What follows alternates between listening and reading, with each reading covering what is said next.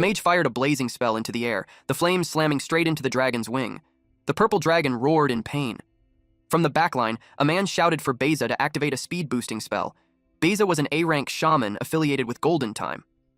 Next, the man ordered Lodish to keep the fire magic pouring in. Lodish was an A-rank mage, also from Golden Time. Then there was Saki.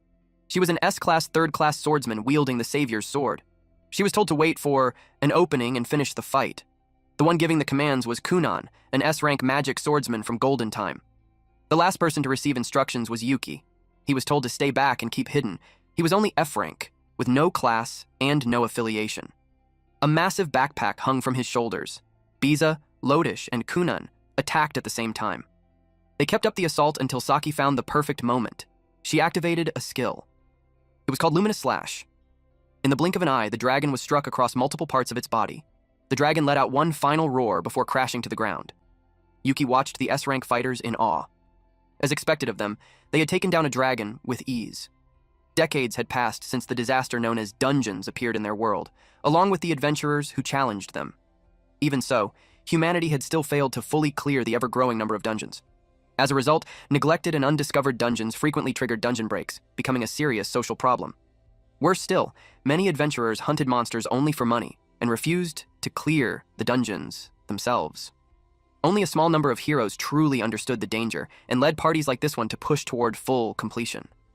Suddenly, someone smacked Yuki's backpack. It was Beza. He called him luggage carrier and demanded a potion immediately. Yuki hurriedly rummaged through the bag. Lodish scoffed, pointing out that unlike Yuki, he was actually risking his life on the front lines. Beza added that even if Yuki was acquainted with Saki, he never expected such a small fry to tag along. They looked down on him for being the lowest rank rookie adventurer. He had almost no mana, was slow, and overall completely useless in their eyes. Kunan cut them off. Both men froze. He reminded them that they were inside a dungeon estimated to be S rank. This was not a place for idle chatter. They apologized. Then Kunan turned to Yuki. He told him to take his role seriously and do his job properly because he was still a member of the party. Yuki replied, "Yes, sir." They continued deeper into the dungeon. Yuki agreed with Kunan's words. He realized that he still lacked the awareness expected of an adventurer. He had gotten too excited watching top-tier adventurers in action. He wanted to say that he had learned a lot. At the same time, it made him painfully aware of the massive gap between them. He didn't even have a class. Someday, he wanted to become an adventurer like them. Lost in thought, he failed to stay alert. Saki noticed and warned him that taking his eyes off the objective during an adventure was strictly forbidden. She said she didn't want to lose any more family. Yuki felt the same. He never wanted to feel that loss again. 2 years ago, he watched the news on TV as their district was destroyed by a dungeon break. Rescue operations were underway, but survival was deemed hopeless. Dungeon disasters had become an increasingly serious problem in recent years. He and Saki had grown up together in an orphanage. They admired adventurers, so they left the orphanage to chase that dream. But the home they were supposed to return to, and everyone still living in the orphanage, were all wiped out by the dungeon break. That tragedy hardened his resolve to prevent such disasters from ever happening again. What he didn't know was that someone had been watching him all along. He was the final piece in someone else's plan. A strange, unsettling presence brushed against his senses. But before he could make sense of it, a magic circle appeared beneath their feet. It was a teleportation trap. Kunan shouted for everyone to brace themselves. Those who set the trap were eagerly anticipating Yuki's arrival. They landed safely. But it was immediately clear. They had been transported straight into the boss room. Kunan reacted instantly, ordering everyone to form a circle and secure the perimeter. He also told Yuki to prepare the return item. Saki sensed something wrong. A puddle of blood on the ground began to boil, and a figure slowly emerged from it. It was a man dressed in a butler's uniform. They instinctively assumed he was the Demon King. The title Demon King was reserved only for S-class dungeon bosses, the most vile and dangerous beings of all. Yet the man before them looked almost offended by the label. Saki attacked. Kunan formed an ice javelin. He prepared to rain it down on the enemy as Saki closed the distance. At the optimal range, she unleashed Luminous Slash. The man blocked every attack effortlessly, remarking that young people these days lacked manners. He added that they were ignorant as well. More figures appeared. Maids, an elf, a beastkin, and others. Kunan was blown away. A woman with pointed elf ears attacked with magic, commenting that some unnecessary extras had tagged along with their target. All of a sudden, this monster appeared in front of Beza. The Beastkin kicked Beza aside. Lodish froze in shock. Before he could react, a man wearing a magician's hat appeared behind him. Suddenly, another magic circle formed on the ground, and a calm voice remarked that this was no time for games. Someone stepped out. Everyone saw the true Demon King arrive. His presence alone exerted overwhelming pressure. Yuki was stunned by the sight before him. The Demon King released a terrifying surge of energy and fixed his gaze on Yuki. His subordinates immediately knelt. They lined up before him in absolute submission. Kunan knew it.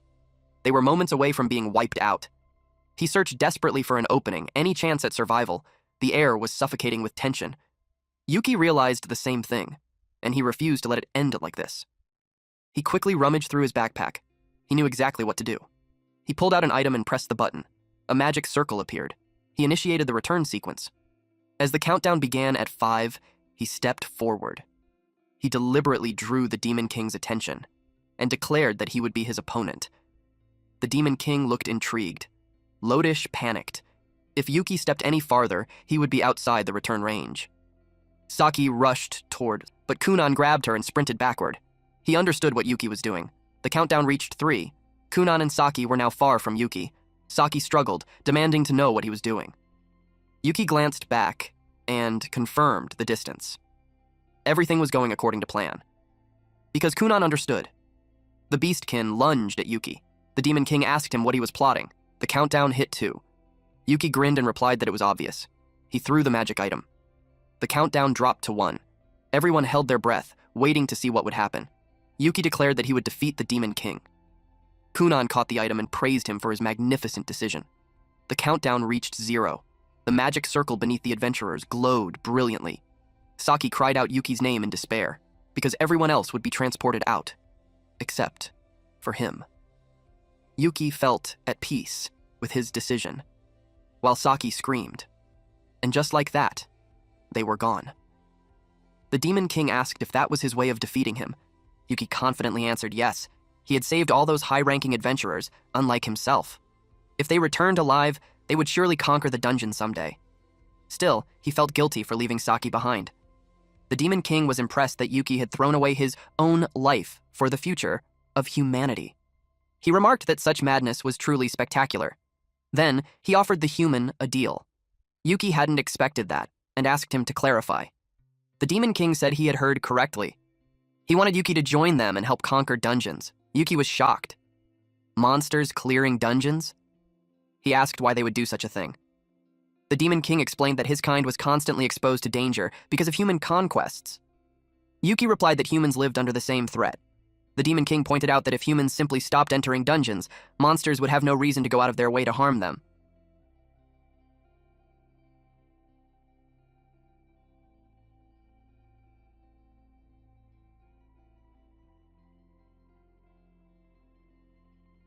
That dungeon had been classified as S rank from the very start. It was considered deadly even during the investigation phase.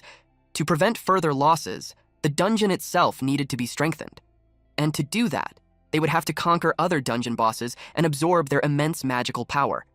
He could no longer allow the tragedy suffered by his subordinates to repeat. The word tragedy caught Yuki's attention. He realized that the Demon King was not so different from him. He understood that this plan would require sacrificing other dungeons. The Demon King admitted it openly. He even said they were willing to cooperate with humans if necessary. Everything he did was for the sake of his subordinates. It was only natural.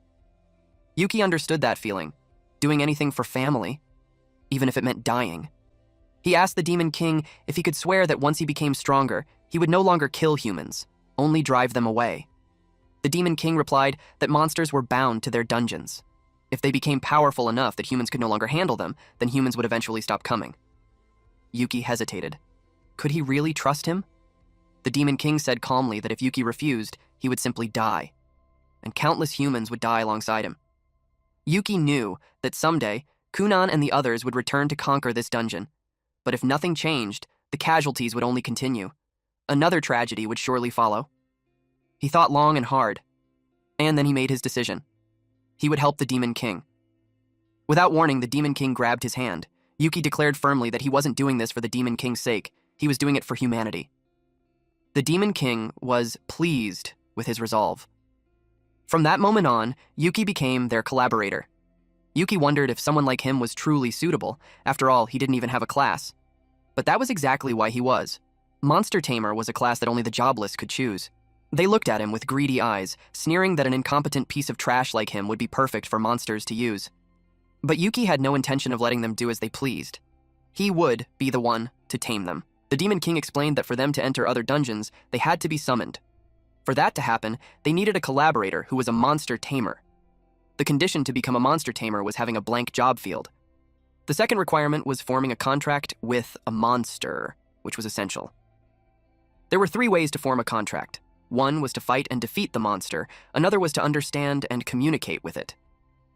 Yuki asked about the third option. The Demon King revealed that the third method was force. He released a surge of energy that made Yuki scream in pain. Yuki complained that it hurt and demanded to know what he had done. He was shocked when a screen suddenly appeared. Through it, the Demon King could see everything Yuki saw. That made Yuki realize that his actions would be completely exposed. The Demon King had prepared for the possibility of betrayal, which meant Yuki couldn't ask for help. He had to do this alone. The Demon King flicked his finger, and a magic circle appeared beneath them. The preparations for the conquest were complete. It was time to send Yuki to the surface. Yuki panicked. He hadn't done anything yet. The Demon King instructed him to dive into any dungeon. At the appropriate time, he should summon him to resolve everything. Even then, Yuki still didn't understand what counted as the appropriate time. He tried to ask, but before he was already transported to the dungeon entrance where the other adventurers were gathered. Saki froze in shock, her tears stopping instantly. Yuki gave her an awkward wave. She rushed forward and hugged him tightly, crying even harder. Nearby, Beza looked at Kunan as if demanding an explanation, but Kunan could only shake his head. He had no idea either. The next day, Yuki went to the administration office to request permission to conquer a dungeon on his own. He didn't expect to run into resistance before even entering. The staff explained the situation to him. Recent dungeon activity wasn't focused on clearing sections anymore. Instead, most adventurers entered dungeons purely for money. Yuki knew that applied to nearly everyone except S ranks. That was why dungeon outbreaks were increasing, but he also knew the guild would never admit it. To prevent stagnation caused by such behavior, strict security measures and entry restrictions had been placed on all discovered dungeons. The woman showed him an infographic. She added that aside from making progress in dungeon conquests, an adventurer's contribution rating could only increase by earning the guild's trust. If he couldn't operate as part of a verified party, they couldn't confirm his contribution. Because of that, the guild couldn't tolerate actions like suddenly diving solo without forming a party. Yuki understood. If someone truly intended to clear a dungeon, there was no reason to go alone. Solo divers were usually desperate people chasing money, hoping for a lucky jackpot. He explained that he was requesting an F-rank dungeon and that his goal was simply to level up. The woman nodded in understanding. She assigned him an F-rank dungeon, Labyrinth of Silence. There were very few monster reports, making it suitable for rookies. He was guided there, and the staff unlocked the gate. She told him to go ahead. There was an emergency button he could press if he needed assistance. Yuki remembered her saying the security was strict, but it didn't seem excessive.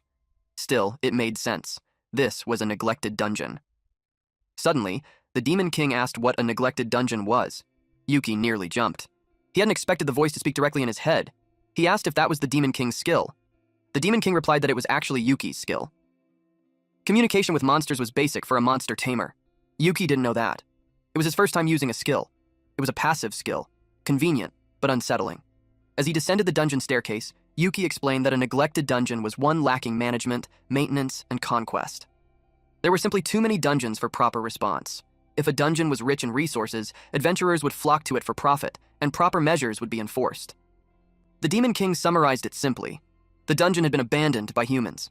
He expected the monsters inside to be breeding peacefully. Yuki added that if monster reproduction exceeded a dungeon's limits, it could collapse. He noticed there were very few monsters inside. But even for a weak dungeon, something felt off. Suddenly, the ground trembled. As someone screamed at him to run, a man and a woman burst past him, fleeing in terror from the dungeon boss. Yuki stared in shock at the massive slime behind them. The Demon King immediately understood. With too few humans entering the dungeon, the monsters had resorted to cannibalism. That was why there were so few monsters left, and why that thing had grown so enormous. Yuki guided them toward an alleyway, but the slime was rapidly catching up to them. Even when they were close, the woman began to lose hope. Her strength was failing. She stumbled and was caught. Her body was swallowed, trapped inside the slime. Yuki asked Demon King Liber if he could save her once he was summoned. Liber replied that it was impossible. The aftershock of the summoning alone would blow the slime apart, along with everything else inside it. That was no good. The woman looked like she was drowning within the slime. Yuki suddenly had an idea. He jumped straight into the slime. The Demon King was amused. Just as he expected, even at the cost of his own body, Yuki would do anything to save someone. He swam through the viscous mass toward the woman. Once he reached her and grabbed hold, he knew it was time to summon Demon King Liber. A violent surge of energy erupted, and Liber's hands began to manifest. Liber allowed him to use his power. In the middle of the summoning, Yuki coughed up blood. It felt as if his body was being burned from the inside out. A holographic image of Liber appeared behind him and told him not to break. Liber tried to cross the magic circle. He tested it with a finger. He couldn't help but be surprised. This was all Yuki could muster even at full power. It was weak, but still sufficient for an enemy of this level. Power gathered at the tips of his fingers. Then, Yuki cast Chaotic Dawn. A devastating beam struck the enemy and caused a massive explosion. Yuki realized just how terrifying that power was.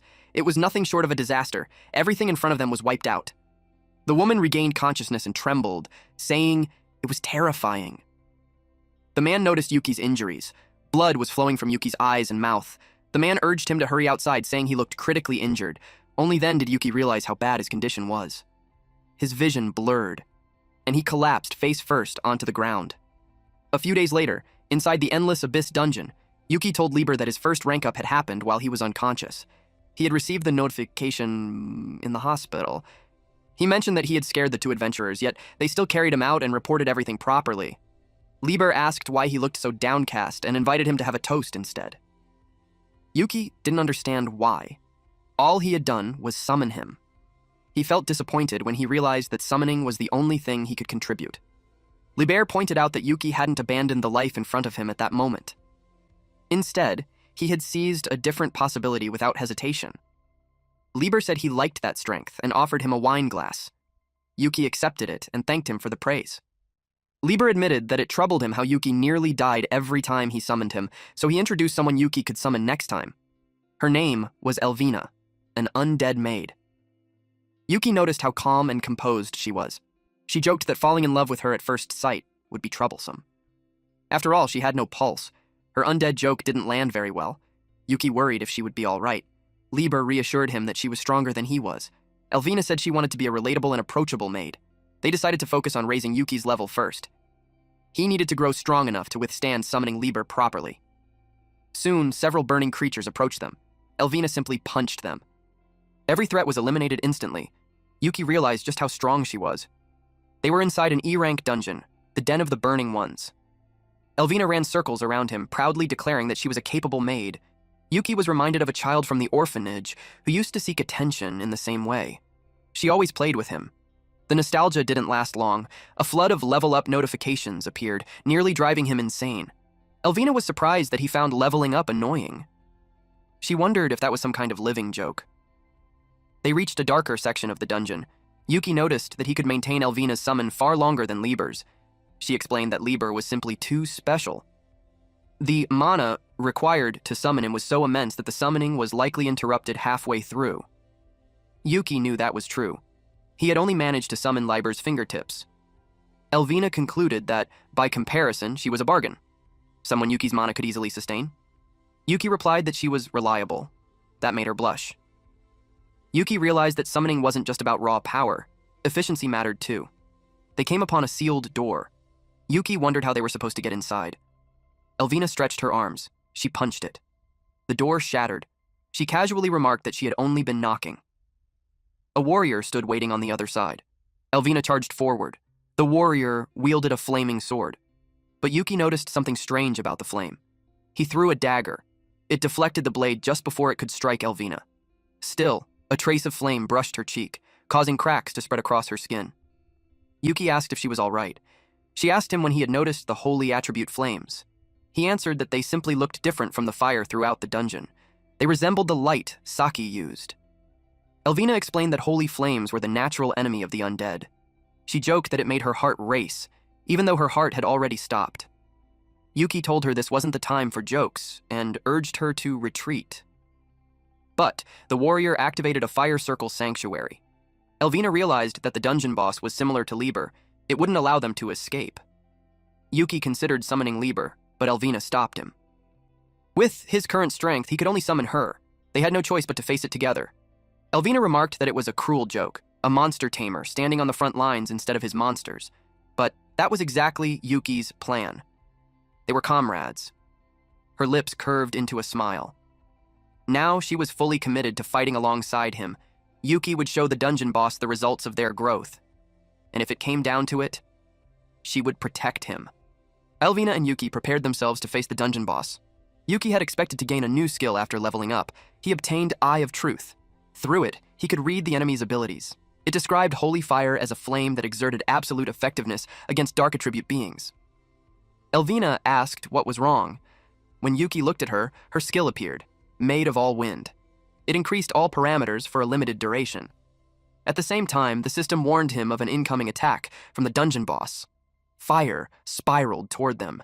Yuki grabbed Elvina and pulled her out of the way.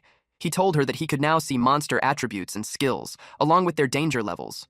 She replied that this was one of the basic abilities of a monster tamer, eyes that reveal the truth of monsters. He still couldn't see everything, but it was a good start. They braced themselves for the next attack. Elvina moved swiftly, dodging the flames. She charged straight at the dungeon boss. Now she could attack with confidence. She kicked it. There was no reaction. Yuki was stunned. Elvina realized that her attack hadn't dealt any damage. Yuki explained that he had just discovered the dungeon boss was actually a fire monster. Elvina was dumbfounded. It seemed obvious at first glance. He clarified that small, amorphous fire monsters were moving inside the armor, shifting constantly to evade attacks.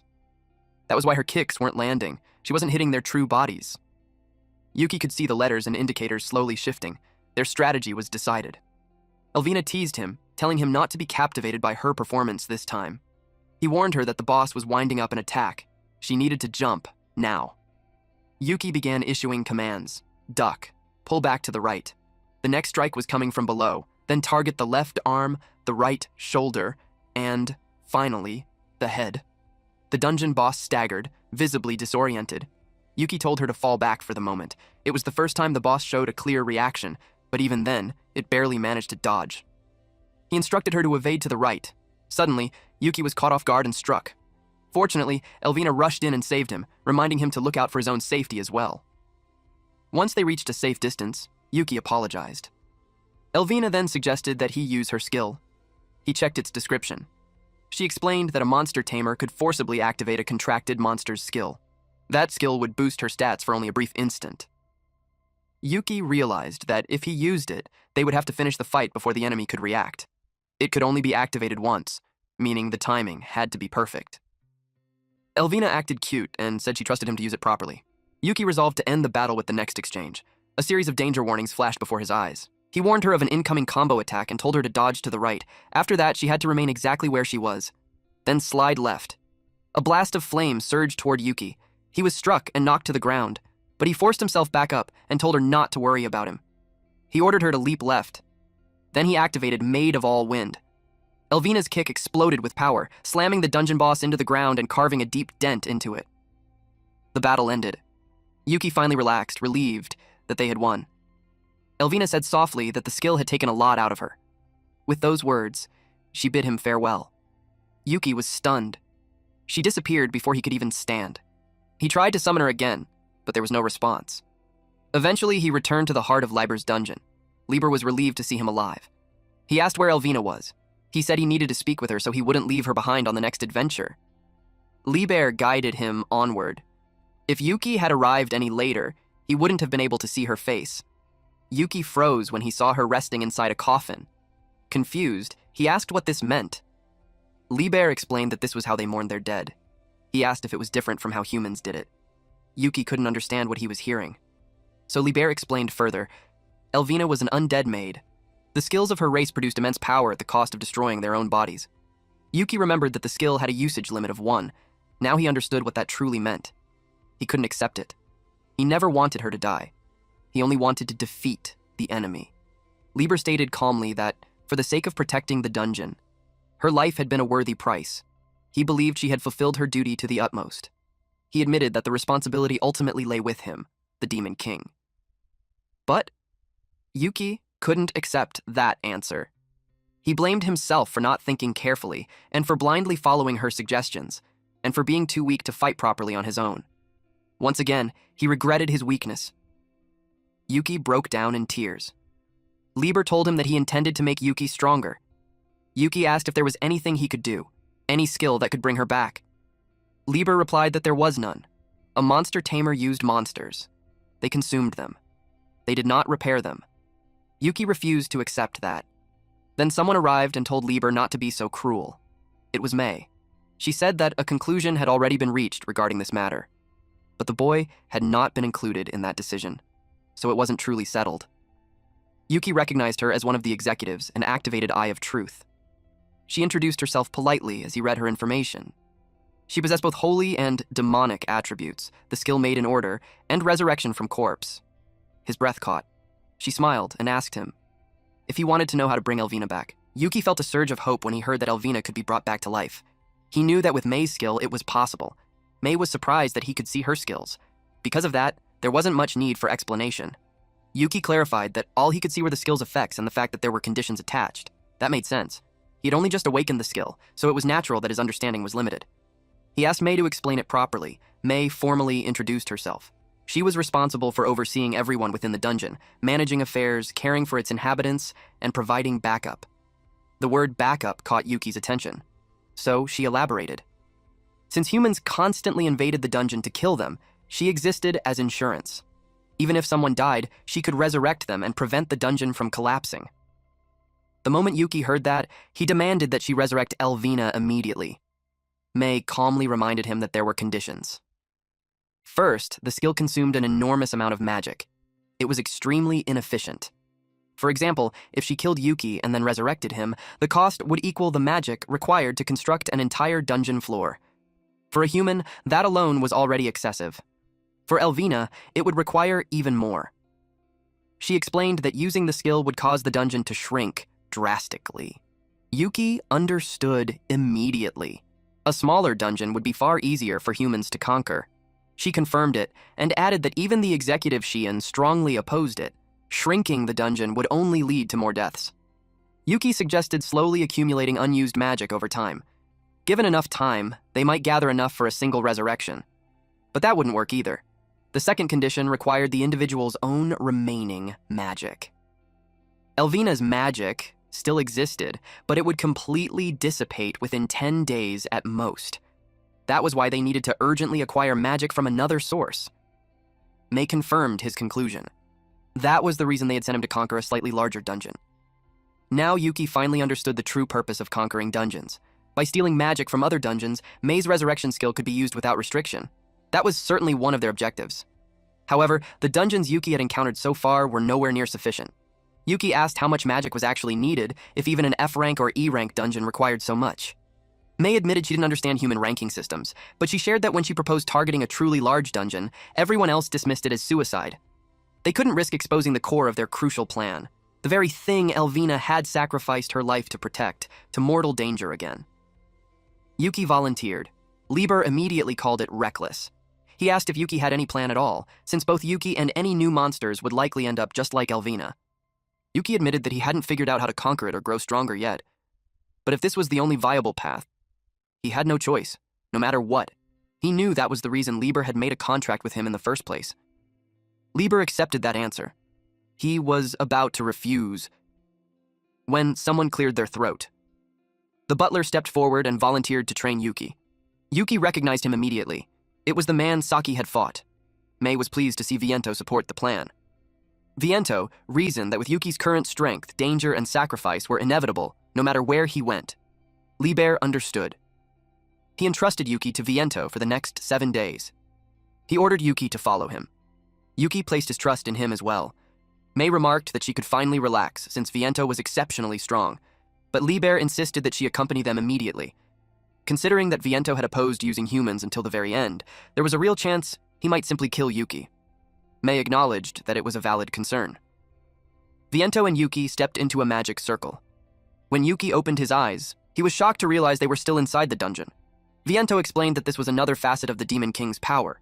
Each executive was granted a personal dungeon floor to use. Yuki was the first human ever to see an executive's floor. Viento told him to consider it an honor. Seeing the scale of the dungeon and the number of floors it possessed, Yuki realized just how much of a last resort resurrection truly was. He asked Viento whether his training would help him level up. Viento explained that for humans, leveling up meant eroding the magic of others, monsters, or entire dungeons, and assimilating it into themselves. In other words, adventurers damaged dungeons simply by fighting within them. They took the magic for themselves. Yuki had formed a contract with the Demon King. Although the executives had different vessels, they all shared the magic of Lieber's dungeon. Because of that, conventional leveling was impossible. Yuki realized that this was another reason Lieber had sent him to other dungeons, despite the risks. He asked Viento how he planned to train him. Viento threw a sword at him. Yuki caught it instinctively and understood. He intended to arm him properly. Viento said there were countless things to teach him, starting with the fact that Yuki had no foundation whatsoever. He wanted Yuki to turn the techniques he learned into real strength, because Yuki lacked power, he lacked knowledge, and he lacked talent. Yuki barely had time to process that before Viento attacked him. Viento told him that if he wanted to reclaim Elvina, he first had to build a foundation: strength, technique, knowledge, talent. Everything. Viento moved so fast that Yuki doubted he could even keep up.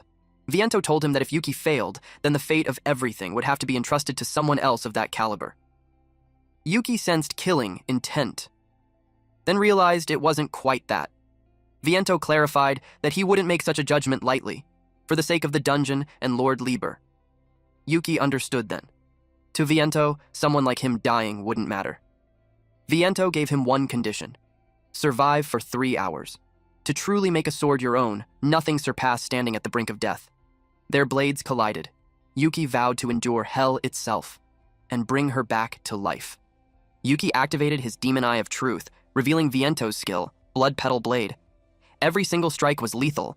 The gap between them was so vast that Yuki couldn't even see a way out. If he couldn't block the attack, then he had no choice but to move somewhere he couldn't even see the danger coming from. Viento asked if that was really the only skill Yuki could use. Then he attacked again. The blade grazed Yuki's face, leaving a shallow cut. Viento continued his assault, but Yuki managed to evade every strike. Viento noticed it immediately and acknowledged that Yuki was at least capable of dodging. However, Yuki's movements were full of unnecessary motion. That was exactly why, Viento pointed out. Yuki's counterattacks were being shut down so easily. Yuki was completely overwhelmed. Viento could tell that he couldn't even buy himself a moment to breathe. Worse still, his judgment was slow. If he only thought about his next move after being blocked, it was no different from asking to be killed. Viento leapt down with his blade and struck hard. Yuki barely managed to block in time, sparks exploding on impact as he realized just how dangerous the blow had been. Yuki tried to think of his next move. He swung his weapon and pressed the attack. Viento calmly blocked it, stopping the strike with minimal effort. He told Yuki that forcing an offense wouldn't change anything. Then, Viento blasted him away with a single strike. Drops of blood splattered across the floor. Still, Yuki had managed to cut a small portion of Viento's hair tie. Viento noticed it. Yuki's movements had improved. Yuki said that he could see Viento's movements, the way he swung his sword, and the most efficient way to block it. So it wasn't just about stats. With his eyes, Yuki could understand how a monster moved its body. Viento was impressed that Yuki wasn't just staring blindly, but it still wasn't enough. To begin with, their physiques were different. Their sword skills were different. And above all, their experience was worlds apart. Yuki knew he was in a terrible situation. His arms and legs were battered. Danger markers filled his vision. And Viento still hadn't used any mana. This was nothing but pure swordsmanship. Yuki still hoped that he could catch up. Viento found it impressive that Yuki retained such an unyielding spirit after all that. He wondered whether it was simple recklessness or something more. So he decided to test it. He released an ominous power. Danger markers flooded Yuki's vision all at once. He couldn't see anything. If this continued, he would die. If he couldn't see through it, there was no future for him. Yuki decided that he no longer needed danger information. What he needed most was information about Viento's skill. He had to change his perspective. He was as good as dead anyway. He didn't want information that only helped him survive. Viento transformed blood into blades, unleashing repeated slashes toward his target. Yuki focused on that. Their attacks collided, releasing a violent surge of energy.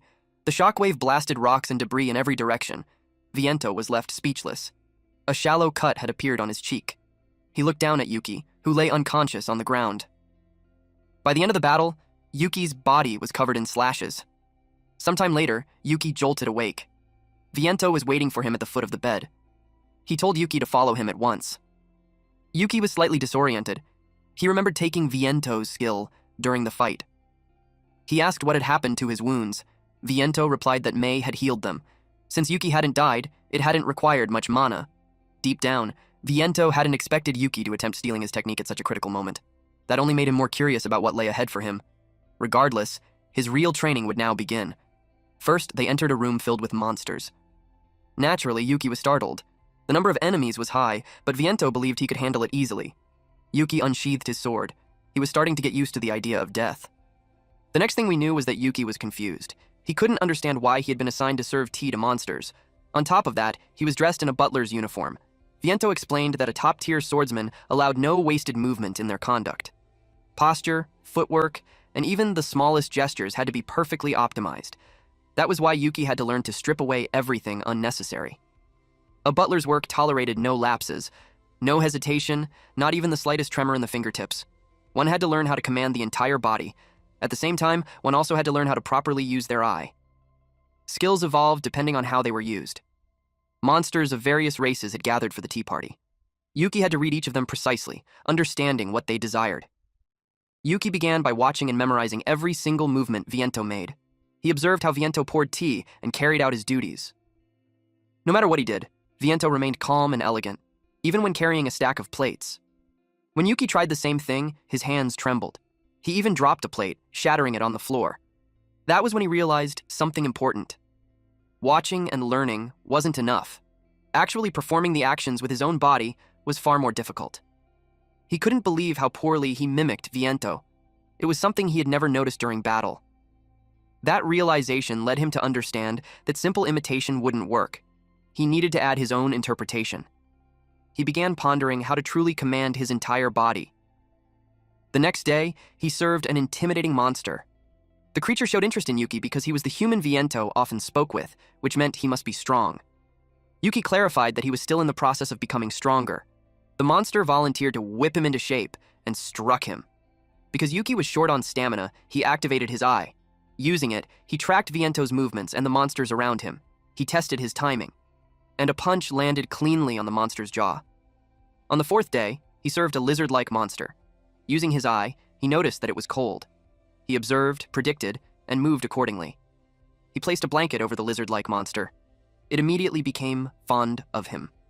The monsters there were incredibly diverse, nothing like humans at all. Slowly, Yuki began to understand why Viento had chosen this kind of training. On the sixth day, his guest was a small, cute bat. It was hungry. Yuki served it confidently, only to realize that it wanted his blood. The bat's skill was blood suck, allowing it to consume blood as a substitute for food. On the seventh day, Yuki demonstrated his tea-serving skills to Viento himself. He asked how he did. Viento deducted points for taste and language, but his conduct passed. For days now, Yuki had been doing nothing but fighting and attending tea parties, and somehow, he had endured it all. At the very end, something finally clicked. But Viento corrected him. He said Yuki was only just reaching the final stage. That stage was a battle with him. Viento activated Blood Petal Blade. Yuki immediately unsheathed his sword. Viento was impressed. Yuki could now activate his eye instantaneously. He had once mimicked the skill unconsciously, but now imitation was no longer enough.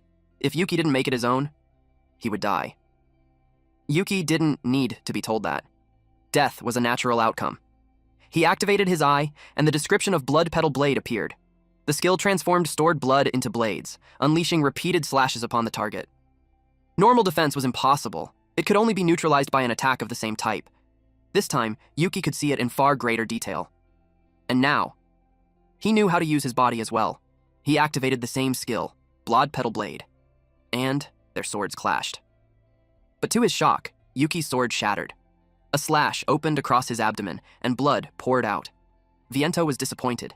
He wondered if Yuki had fallen just one step short. Blood pooled on the floor. Yuki felt regret. He still hadn't saved Elvina. He warned Viento not to place limits on him. Otherwise, they were going to have a problem. He used the blood on the floor and activated his own version of Blood Petal Blade. It transformed stored blood into countless fine blades, unleashing a storm of slashes. Normal defense was impossible. It could only be neutralized by an attack of the same type. Viento was stunned. Yuki had reinvented the skill. Yuki refused to give up after failing once. Instead, he chose to win through sheer volume, raining blood-forged swords down upon Viento. Then he struck with his blade. Viento blocked it. He was genuinely impressed. Yuki asked for his opinion. Viento replied that Yuki wouldn't be able to use that skill in rapid succession. Yuki staggered. He had reached his limit. Viento caught him before he fell. Neither of them noticed that Yuki's phone slipped from his pocket. As Viento supported him while walking, he told Yuki that he still had much more to teach him. A message arrived. Saki informed him that she had found the dungeon exploration request he had asked about. She was worried for him. Even as a joint mission, it was still a B-rank dungeon, and the boss inside was unknown. Yuki informed Lieber that he would be entering a B-rank dungeon. Lieber could tell that Yuki had already gained a considerable amount of power. Viento commented that even though Yuki's manners were still a little rough, his swordsmanship had become noticeably more refined. Lieber was curious whether an E-rank like Yuki could really enter a B-rank dungeon. Yuki clarified that he wasn't clearing it. He was going along as a research assistant, the same arrangement as when they first met him. That was when they realized he intended to clear the dungeon if the opportunity presented itself. They asked who he planned to contract with. They were all surprised by his choice. After that, Yuki headed to the Adventurers Guild. Saki greeted him cheerfully. Noticing the sword at his waist, she grew curious and asked whether he had recently learned how to use one. Yuki apologized for making such an unreasonable request this time. However, Saki didn't mind at all. She often received very specific requests like this. If anything, having someone she knew along made things easier for her. Suddenly, a man called out to Saki. He was accompanied by two others. They urged her to hurry up so they could head to the dungeon. When they noticed Yuki, they asked who he was. Yuki quietly asked Saki whether they were party members. She shook her head. She explained that they weren't collaborators she had invited. Instead, they were volunteers who had picked up the request from the guild. Their goal was simple: rank up efficiently by taking low-risk requests while tagging along with an S rank like her. Since Yuki was with Saki, they assumed he was A rank. When Saki told them he was E rank, one of them asked if that was a problem. The man laughed, finding it amusing that Yuki was ranked lower than them. He went on to say that an E rank would only be a burden.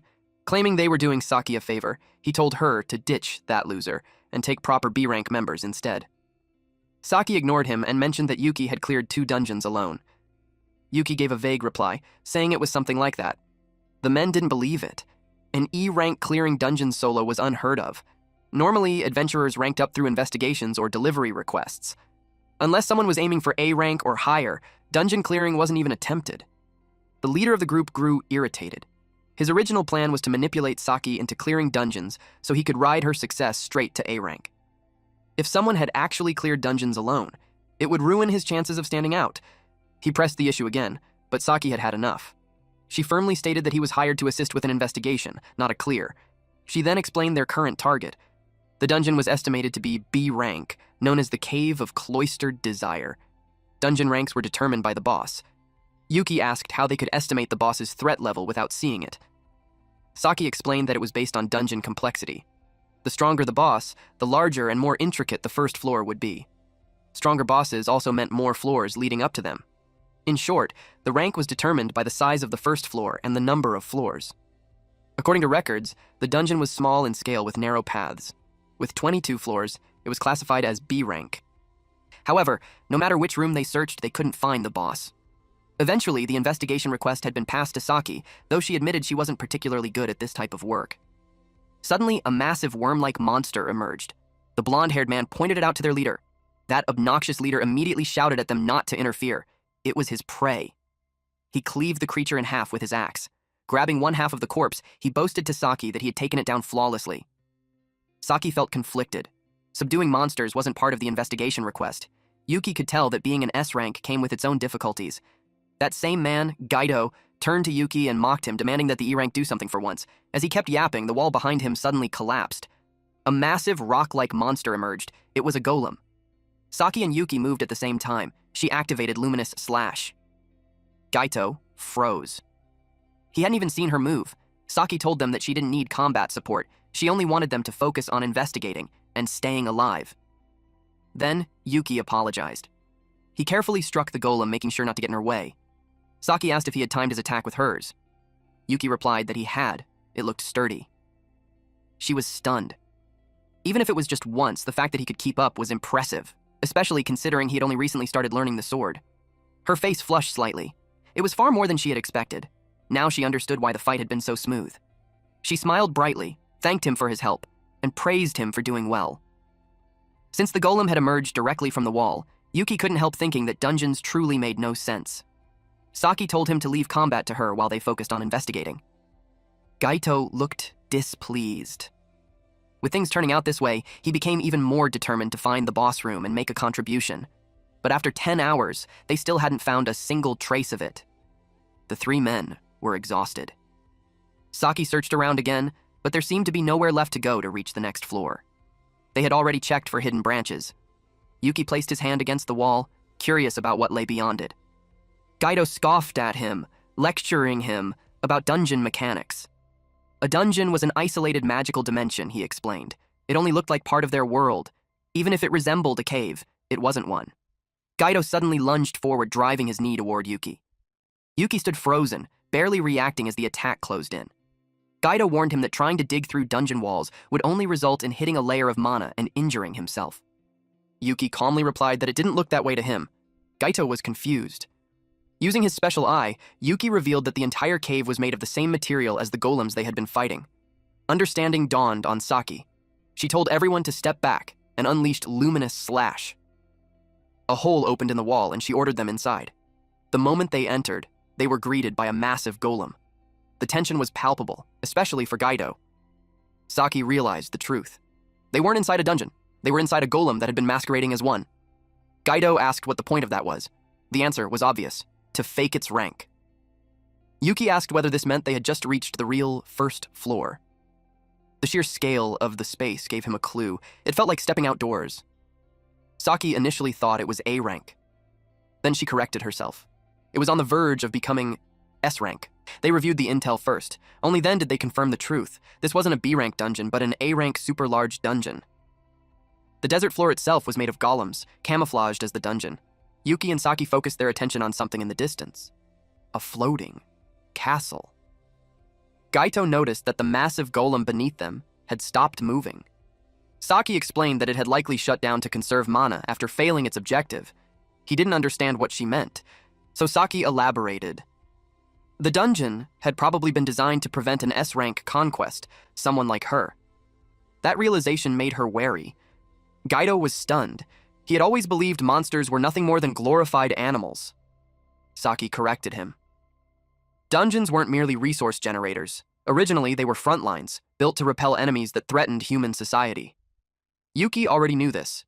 He was aware that monsters possessed intelligence, strategy, and, in some cases, even emotions. Saki treated the situation as a blessing in disguise. They had discovered it before it could fully evolve into an S-rank threat. She decided to strike before it went into hiding. With that, she declared the investigation complete. The conquest would begin.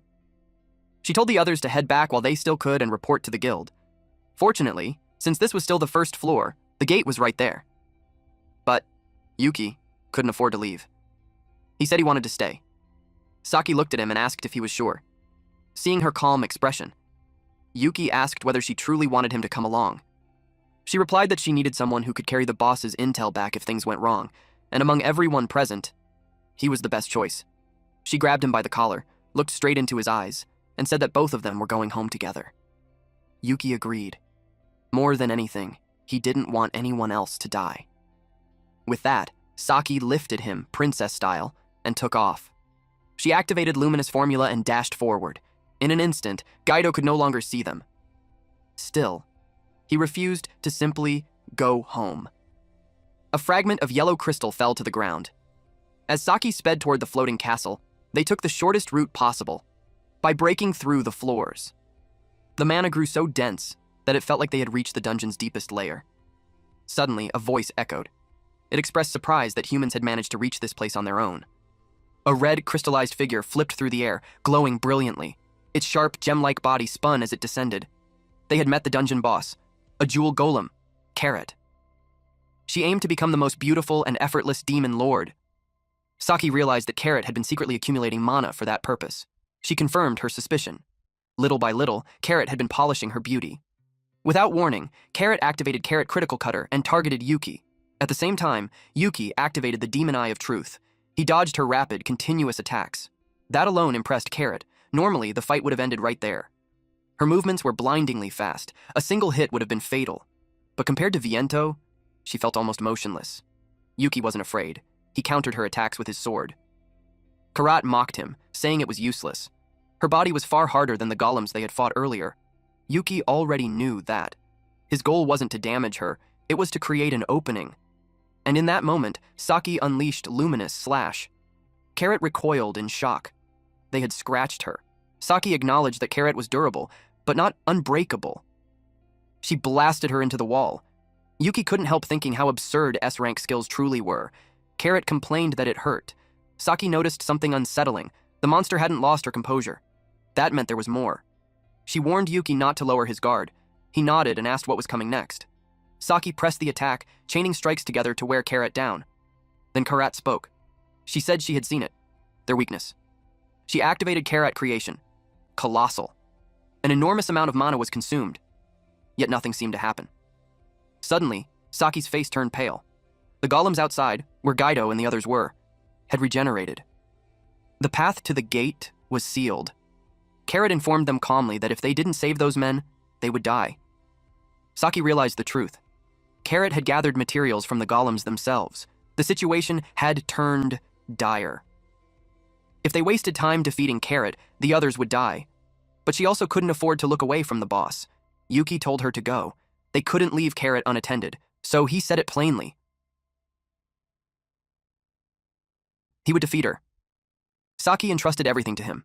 Before she dashed away, she smiled and told him that they would celebrate together when they returned. Carrot laughed. She found it amusing that someone who couldn't even scratch her was staying behind. To her, he was nothing more than a sacrificial pawn, but Yuki corrected her. This wasn't sacrifice, it was trust. Saki, Liber, even Viento, they believed in him. That belief was the reason he stood there now, and that was why. He would answer it. Carrot stiffened when she felt his mana surge. She couldn't understand why a human possessed the power of a monster. Yuki declared that from this moment on, he would fight as a monster. Tamer. He warned her. To prepare herself for a sword technique belonging to a monster far stronger than her. Karat was genuinely shocked when Yuki's blade cut into her. He had completely seen through her skill. By reading her movements and power flow, he wasted nothing. Every motion was precise. She immediately switched techniques, activating Carrot Cure Cut. She was confident with the shape that there was no way he could parry it. She would annihilate him. Yuki challenged her, daring to see if his sword could still reach her. He looked confident, but she sensed a gap and instantly used Slash. He used her own hardness against her. It completely caught her off guard. Yuki struck. Crystals scattered from her body. She couldn't believe it. He had damaged her from the very start. Only now did she truly understand the strength of a monster tamer. The fact that he dared to damage her shell enraged her. There was no way she would forgive such an insignificant human. Yuki knew this wouldn't end there. She released more power, finally revealing her true skill. Her class curse activated. Carrot skill. Change. She polished, compressed, decorated. Her body transformed into the hardest, sharpest, and most beautiful golem imaginable, the true power of a master dungeon. Humans were sealed inside crystals where she extracted mana. She planned to grind him down until he was nothing more than a grain of sand. He wouldn't even earn a place in her collection. Carrot's massive, hammer-like arm slammed down toward Yuki. Her confidence grew. There was no way he could kill her now. Yuki mocked her obsession with making herself and her subordinates massive, calling it unoriginal. She replied coldly that gems are more valuable the larger they are.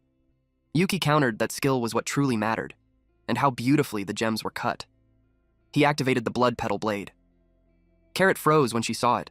She couldn't understand how a human possessed a skill so similar to a monster's. He told her it was his own style. Swords bloomed around her, closing in from every direction. Her barrier shattered. The blades slashed relentlessly from all sides. Blood sprayed as her body was carved apart. Yuki finally relaxed. He had gambled on the move, and it paid off.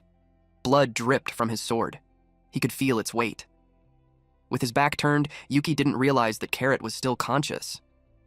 She couldn't believe Dressau saw her Psychicon sacrifice most of her body as disposable material.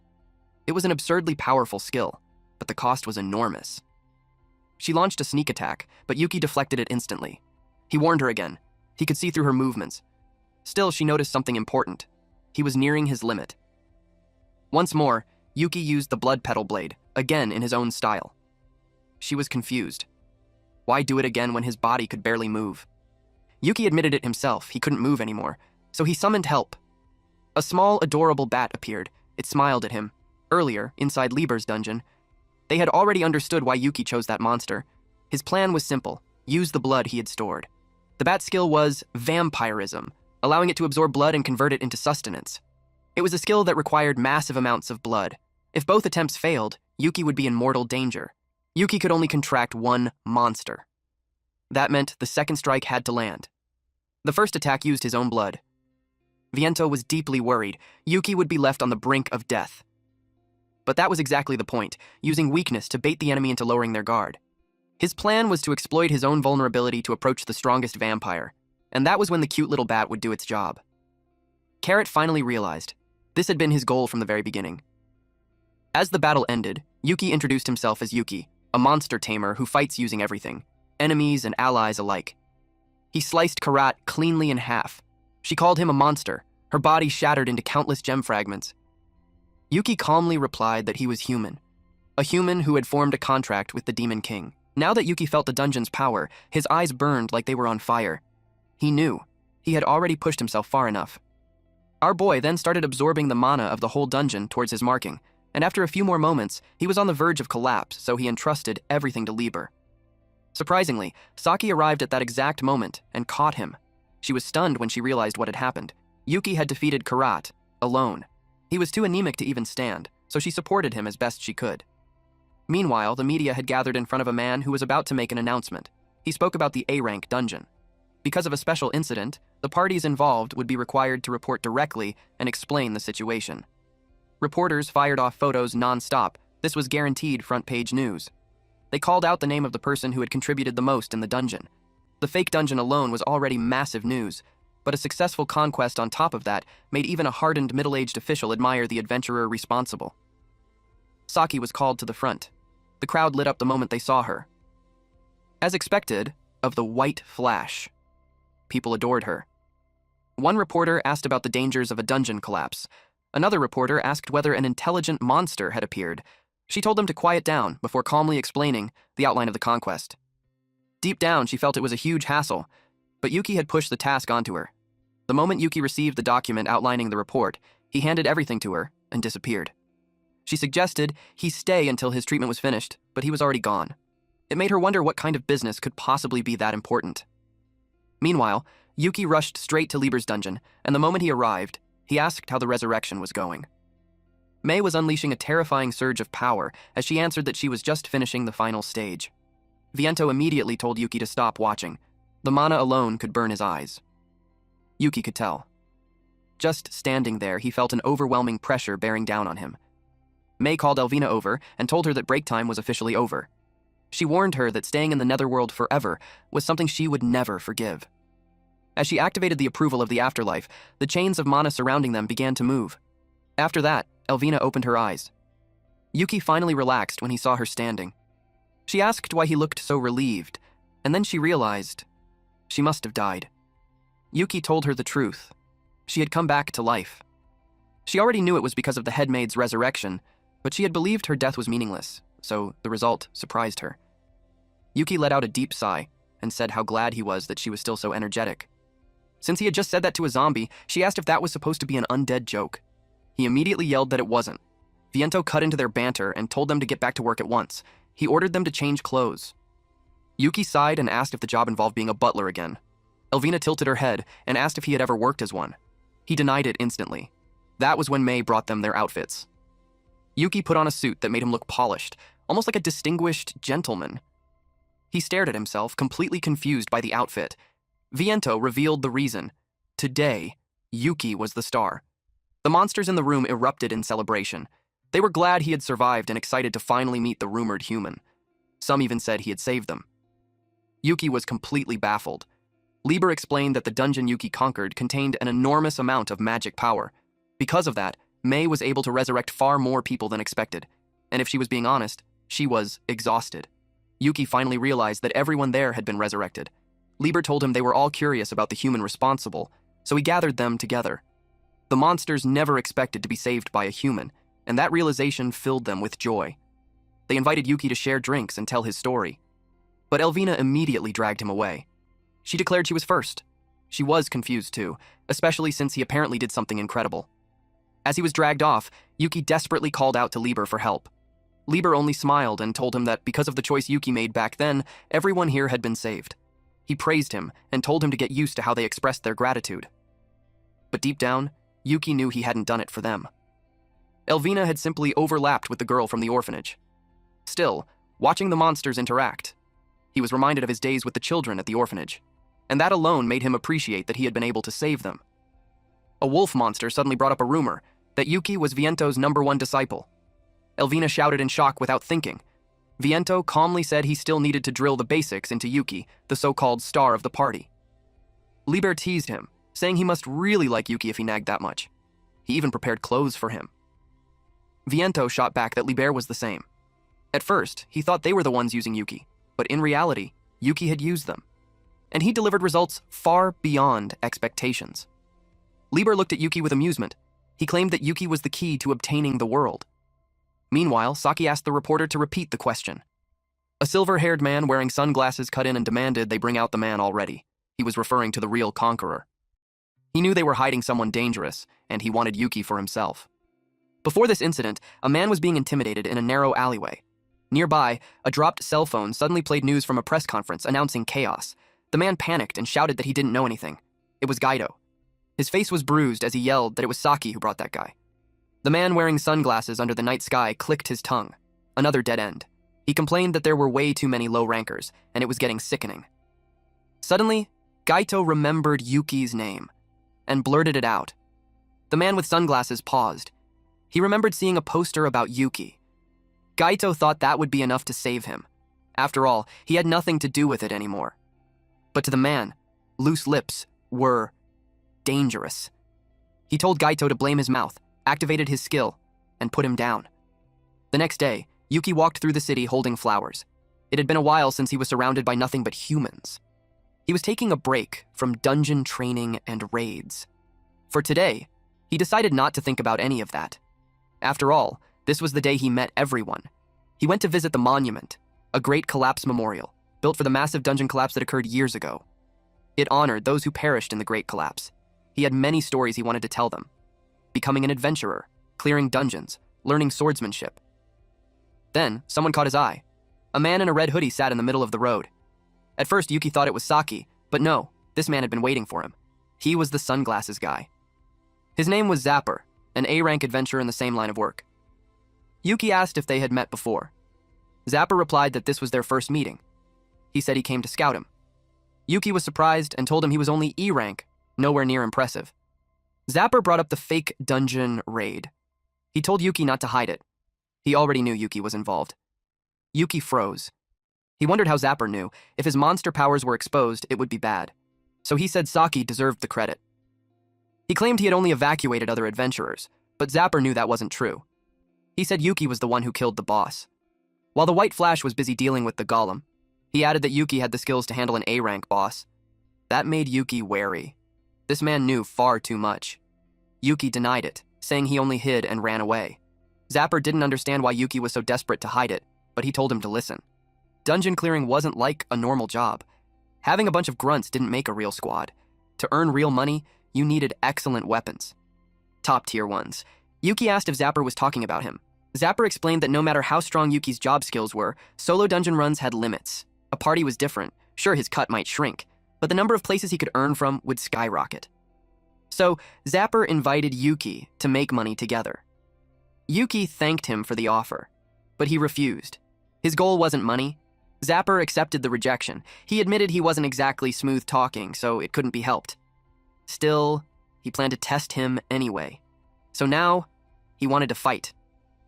Yuki was shocked as Zapper unleashed Firehammer. The flames burned the flowers Yuki had brought. Yuki was stunned. Magic, right here in the city. Zapper was impressed that Yuki dodged it. That only made him want Yuki more. Yuki shouted at him to stop, especially since they were standing in a resting place for the dead. He remembered that using magic on the surface was illegal. But to Zapper, rejecting his offer was a far greater crime. He activated Stonebind, restraining Yuki and his skills. Zapper remarked that Yuki seemed experienced fighting monsters, but completely inexperienced in PvP. Yuki tried to use a skill, but Zapper grabbed his mouth to stop him. Then he activated Icebind, freezing Yuki's mouth shut. Zapper realized Yuki was nothing like him. In fact, he was his opposite, someone specialized in dungeon clearing. That was exactly why he wanted him. He shoved Yuki to the ground. He said he'd follow Yuki into every raid and do this to him again and again. He told Yuki to cry to the guild or call S ranks if he wanted. But Zapper was known as the skill killer. Adventurers were no match for him. Yuki glared at him. Zapper left him there expecting an answer. And just like that, he disappeared in a trail of flame. Meanwhile, Liber was calmly playing chess when he sensed someone trying to poach his pawn, and it displeased him. Mei healed Yuki. Yuki planned to stay there for now in case Zapper tried to break in.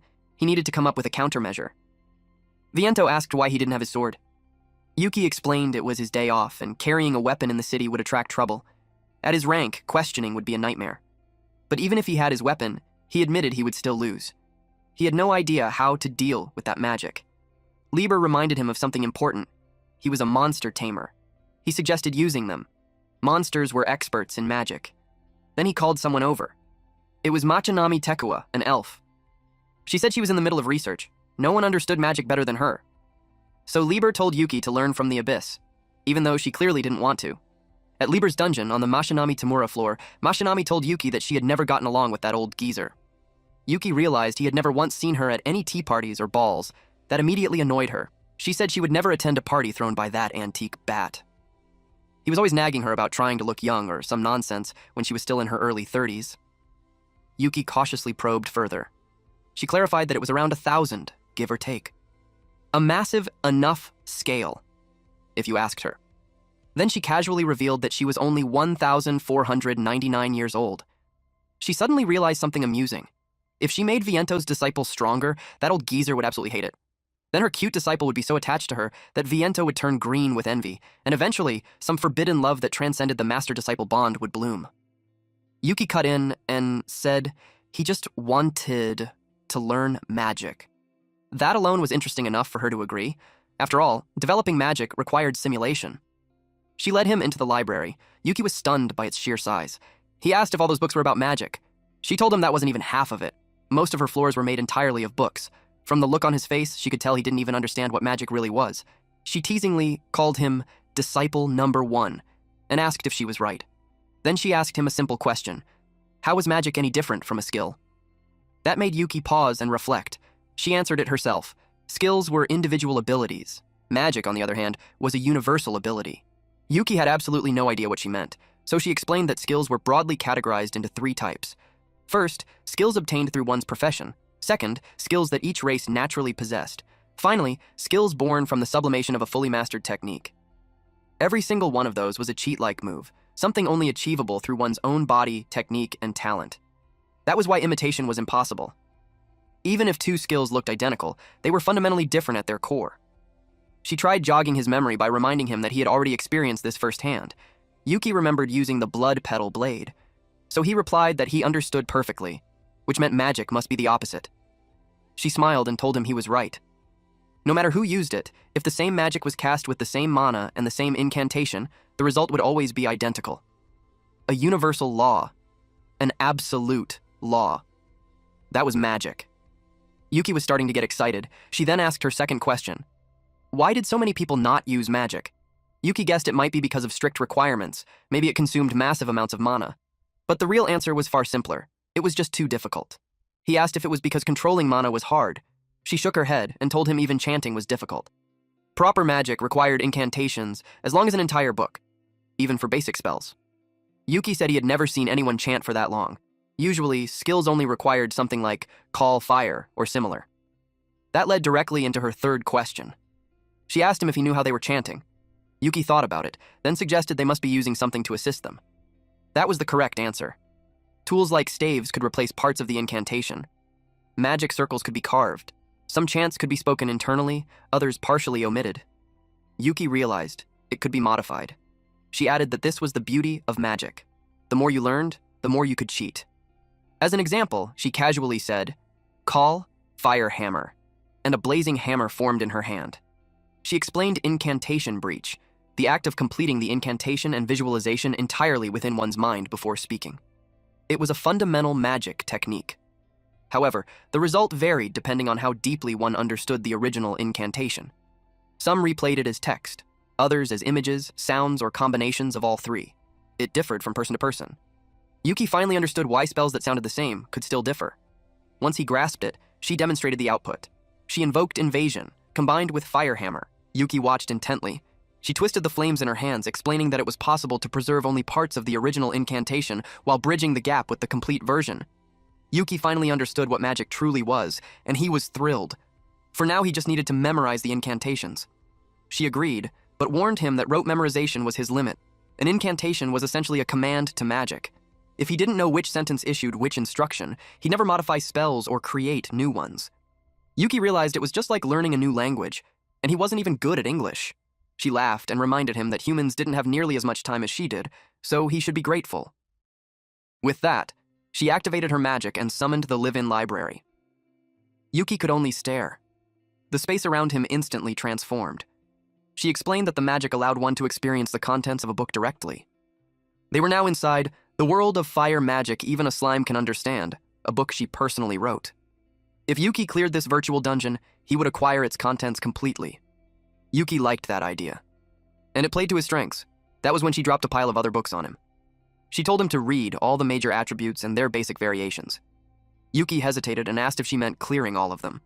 She smiled and said, "Of course," then challenged him not to call it impossible. A massive snake lunged at Yuki. He smirked and sliced it into several pieces. Seeing his reaction, Makinami's eyes lit up. Yuki confidently declared he'd finish everything in no time. 3 days later, inside the Makinami Takura floor of Lieber's dungeon, 2 tornadoes spun on either side as an eagle shot forward.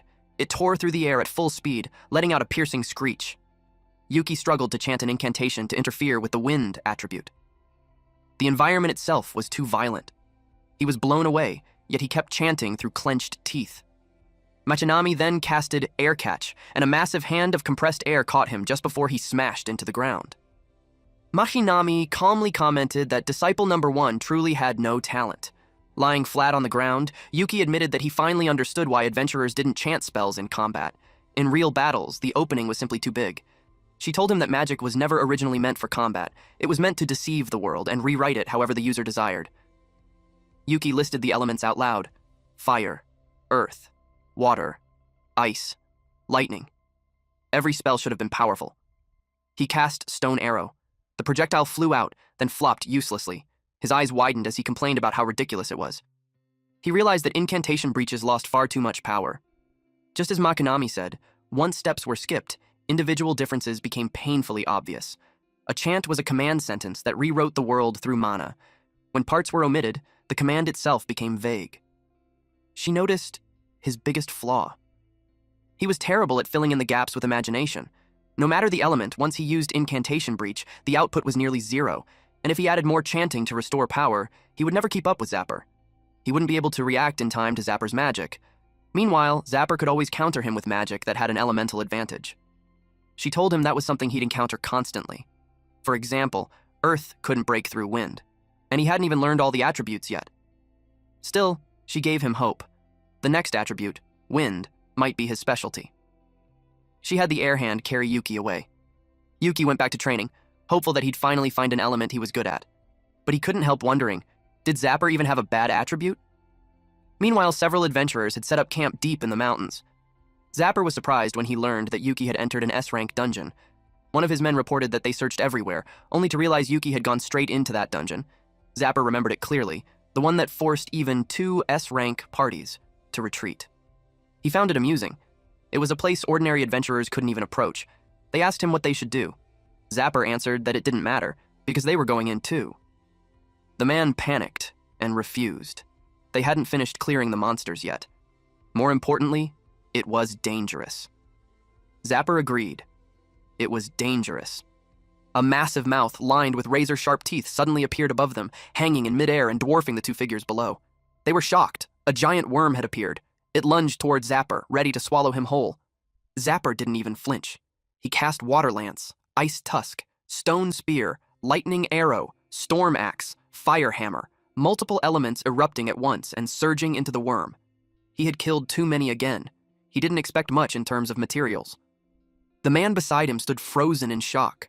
Watching Zapper chant spells across all attributes, no matter how many times he saw it, it was still unbelievable. Now he truly understood the power of an A-rank, top-class mage. Zapper said that S-rank dungeons were dangerous. That was exactly why they needed to catch up before Yuki went so deep that they couldn't touch him.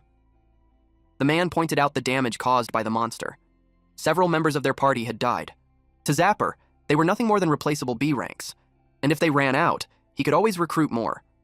The man protested, saying it was cruel, especially when Zapper could have saved them with magic, but Zapper refused to waste precious mana on people like that. He stomped his foot and declared that if he was going to use mana, it would be to capture Yuki, the special one. Meanwhile, Machinami called Disciple Number 1 with a bored expression. Yuki lay sprawled on the ground, looking like his soul had left his body. She told him bluntly that he had absolutely no talent for being special. He thought magic was supposed to be universal, but in the end, he couldn't perform incantation breach even once. It was the first time she'd ever seen someone fail so completely, even with partial chanting. If the major attributes were hopeless, then the minor ones offered even less promise, like insect. Yuki had gained knowledge, but he hadn't expected his talent to be this bad. All he could do now was work with what he had. She told him not to act like he understood magic. Yuki tried to say something. That was when she revealed the truth. His training hadn't even reached the first stage yet. They hadn't even started warming up. She cheerfully declared that magic existed so anyone could rewrite the world, to crush dissatisfaction, injustice, even common sense itself.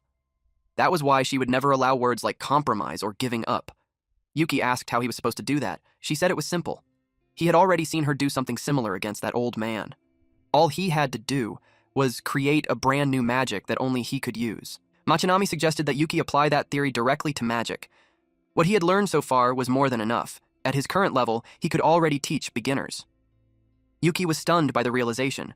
Even if he was bad at using existing spells, he could simply create one he was good at. That was exactly what Machinami meant.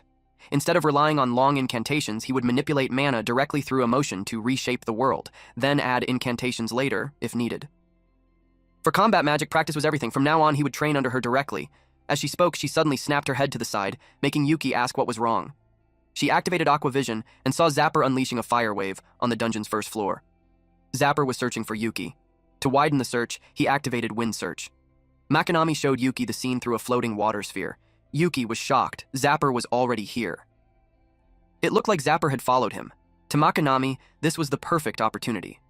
She wanted Yuki to deal with him using magic only, no summoning. With that, she activated Shrine Drive. It was the same spell that had teleported Yuki and his party when he first entered the dungeon. Now he understood. It was teleportation magic. Yuki wondered if Lieber had chosen the Machinami Takura floor specifically because she could control something like this. Zapper was teleported into the same area. The moment Zapper saw Yuki, he assumed Yuki had been hiding his true strength. He demanded an answer. Yuki was caught off guard. Zapper attacked immediately with an aqua javelin. Yuki dodged and unsheathed his sword. Zapper said there was no need for explanations. He could already see the truth written on Yuki's angry face. He tried to trap Yuki with stone jail. Yuki sliced straight through the stone. Zapper remarked that Yuki had the makings of a swordsman. He also noticed that Yuki didn't flinch at all when the spell appeared. But Zapper activated Mudbind. Yuki was shocked. Zapper skipped the process of generating mud by combining water and earth. It was far faster than chanting. Yuki began his own incantation. Zapper laughed. Trying to stop his magic was pointless. He was faster. He unleashed Wind Hammer. Yuki took the hit head-on. Zapper realized Yuki was still relying on incantations, but his magic skills weren't there yet. Yuki knew he couldn't win an incantation battle. So he decided to create a new spell. From Yuki's eyes alone, Zapper could tell. He was plotting something. Magic was a miracle. It was the act of rewriting the world when mana responded to a person's will. That was why chanting and explanations existed. When a caster fully understood the principle, they could remove waste, and eventually, chanting itself. Yuki felt alarm bells ringing. As he closed the distance, he wore a chilling smile. Zapper realized too late. Yuki was planning a lightning attack. Yuki was blasted away. He understood something clearly now. There were forms of magic he wasn't good at, because miracles had never answered him. No matter how much he prayed, everyone disappeared. Not a single one came back. A massive force surged toward him, warping the air. Yuki braced himself as the enemy charged straight in.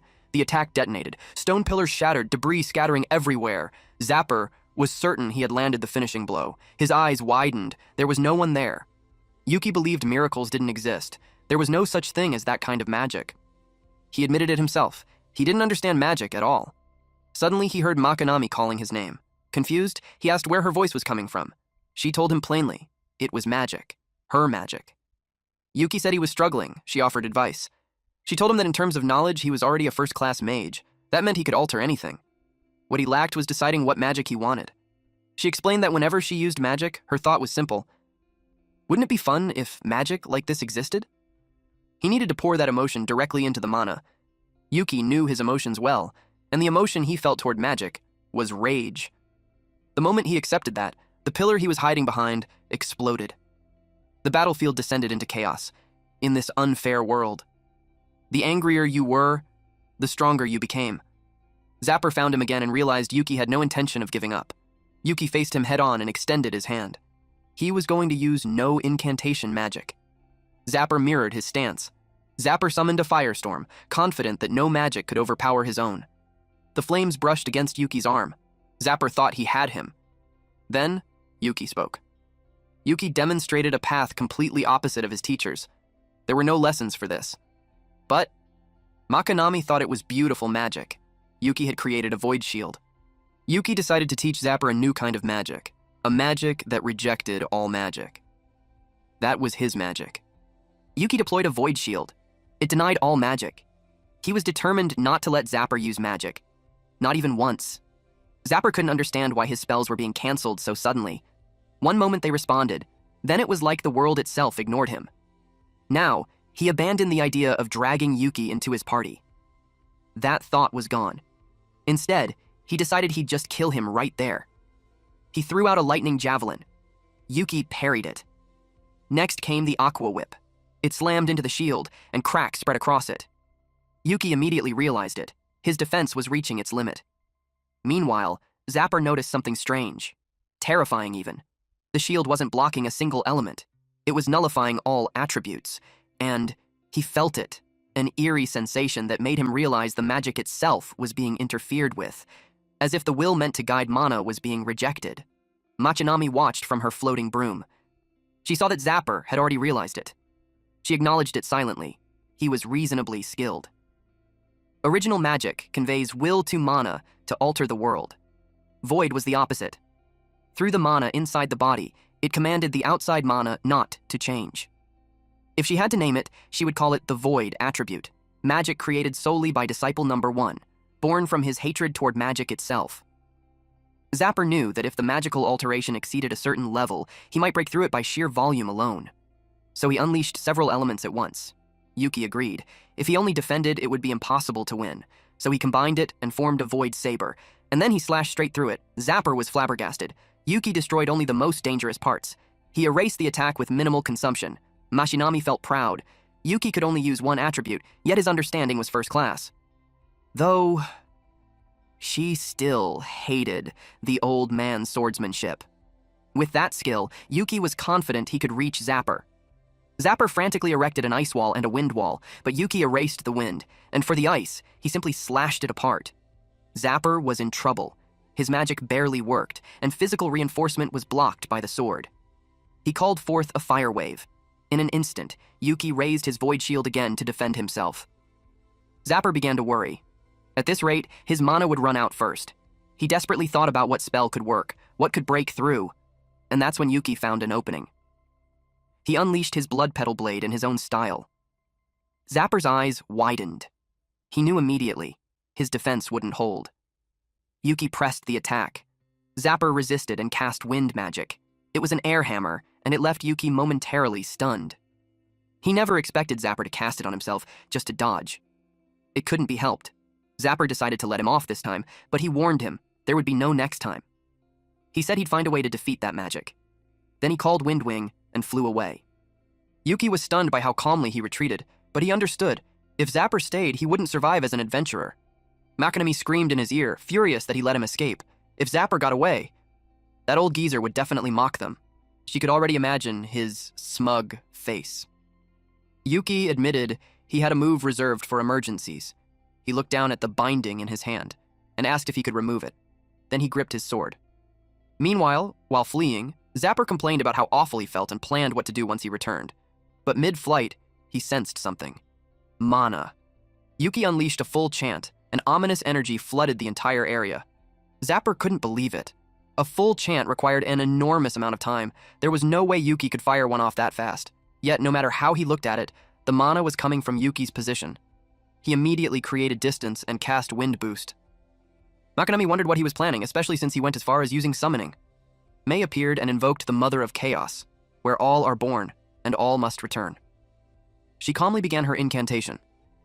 Yuki and Makanami watched as power swirled violently around her. Yuki explained that just in case the new magic wasn't ready in time, he had taught May the spell via telepathy beforehand, and made her chant it.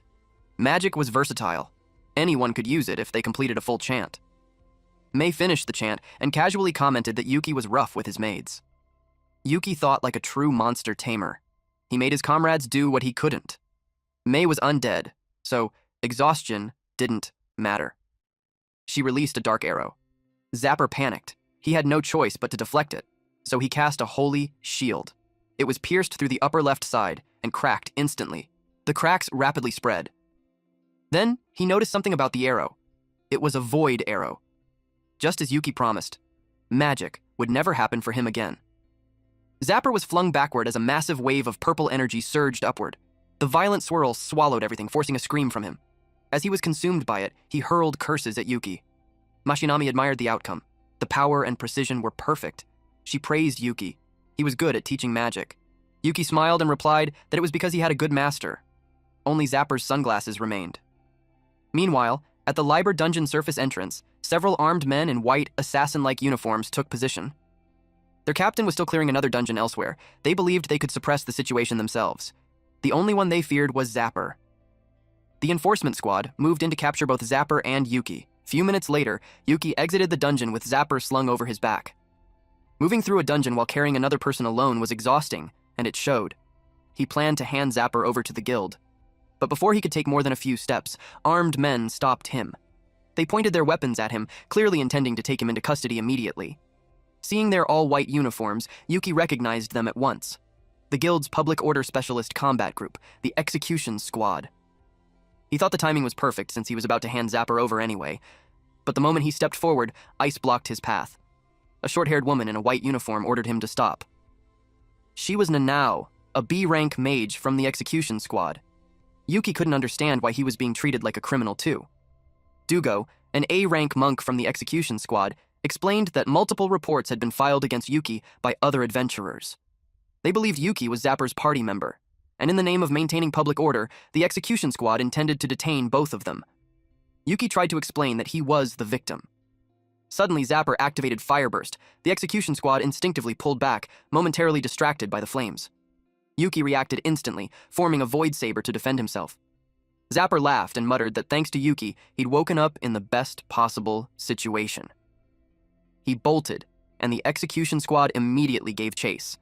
They launched ice lances, reverse slashes, and even the demonic axe Gulveg. Zapper defended himself by erecting layers of ice. Meanwhile, Yuki was intercepted by another execution squad member. The situation was rapidly spiraling out of control. Yuki tried to shout that this wasn't the time to fight. Surrounded, Zapper released a thunderburst, electrocuting everyone nearby. They collapsed one after another. He kicked one of the fallen members toward a still-conscious ally. That man took the hit directly. He immediately healed his comrade using the skill unscathed reward. While they were distracted, Zapper warned them not to take another step forward. Zapper grabbed Nanao and took her hostage. He declared that he wasn't the same as before, and that they should understand the difference. At that distance, Yuki's shield wouldn't reach in time, and he couldn't cancel the spell fast enough with arrows or swords. Dugo clicked his tongue in annoyance. Tired of the cowardly tactics, he decided to handle it himself. He ordered 2 guards to keep their eyes fixed on Yuki. Yuki couldn't attack recklessly with a hostage involved. If the execution squad coordinated properly, there was still a chance, but Zapper sneered that it would be easier to just cut everyone down. Protecting people was such a hassle.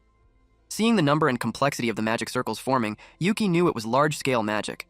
At that rate, he wouldn't be able to protect everyone. He told them to hide behind the shadow of his magic, but suddenly, a silver-haired woman appeared and calmly told them there was no need. She activated her skill, Eye of Fair Play, then asked Zapper if that was really all the mana he had left. Yuki recognized her immediately. She was the execution squad's captain, and an S-rank adventurer. Known as the guild's living rulebook, Ina Ginki, an S-rank paladin. She activated her skill, Sparrow Bee Dragon. Zapper was struck instantly and lost his grip on Nanao. It was a terrifying technique, one that produced the result of a hit before the attack itself. She calmly scolded him for pouring all his mana into offense. Zapper hadn't expected Ginki to appear. Panicking, he cast Stonebind. Ginki told Yuki to use his magic. He was shocked that she even knew about it. But there was no time to dwell on that. Yuki summoned his Void Saber. Zapper hurriedly layered multiple elemental barriers. He unleashed Ramaitaki Arrow Rain, covering the sky in countless arrows. Ginki immediately realized his intent. He was targeting every member of her squad. She activated Scatter Arrow Divert, a skill that alters an object's target. The arrow's destination was swapped, with Yuki. Yuki instantly raised his Void Shield as arrows poured down on him. Ginki knew he would block it. Still, she found herself curious about him. Then she appeared behind Zapper. She swung her weapon and activated Great Naginata Iwatushi. Zapper took the hit head-on. It was checkmate. The squad rushed in to secure him. Ginki remarked that he had far less mana than she expected. It suggested he'd just come from an intense battle. Afterward, she thanked Yuki for his cooperation. Thanks to his magic, the situation had been resolved swiftly. Yuki asked how she knew about his magic. She explained that Eye of Fair Play allowed her to peek at people's statuses. She said it resembled his Demon Eye of Truth. Now it made sense, how she knew both his ability and Zapper's remaining mana. Dugo reported that Zapper had been fully restrained and the injured treated. Then he turned to Yuki. Ginki stated that the suspicion surrounding Yuki had been cleared. He had even assisted with the capture. Dugo added that the accusations against Yuki were most likely a misunderstanding. Since everything hadn't been fully clarified, he couldn't formally apologize. But Yuki would be removed from the list of detainees. He thanked him for his cooperation and protection. Yuki said it was fine, as long as the misunderstanding was resolved. He also offered to help with Zapper's investigation if needed. However, Dugo raised another issue. The dungeon Yuki had emerged from was S rank. Solo entry was prohibited. Yuki was left speechless. Dungeon challenges required guild approval. While Yuki had previously entered with a party, after an evaluation, solo diving was a clear violation. Ginki said Yuki's ability wasn't the problem. Dugo countered that this was merely her subjective opinion. Officially, Yuki was still E rank. Ginki proposed a solution. Yuki would conquer the dungeon they were currently managing. Dugo would accompany him as supervisor. If they judged his ability sufficient, no investigation or detention would be necessary. Yuki asked if such special treatment was really acceptable. Ginki replied that for humanity, stagnation in dungeon conquest was the greatest sin of all. That was why she became captain. To push through decisions like this, she said she was looking forward to this monster tamer's conquest. Yuki hesitated at the thought of showing his methods to others. Then, we see Lieber suggested he proceed as usual. He warned that the execution squad would supervise closely and that bringing monsters capable of conversation